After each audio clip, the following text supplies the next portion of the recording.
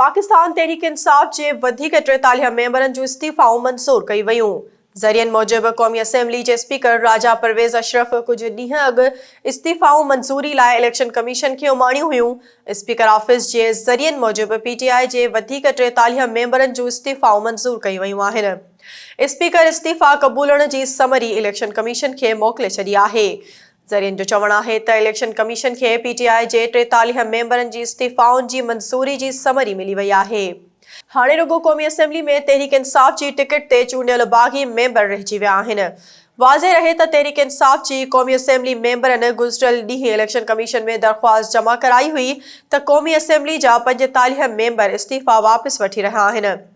Speaker ऐं क़ौमी assembly secretariat खे इस्तीफ़ा वापसि वठण बाबति ॿुधायो वियो आहे।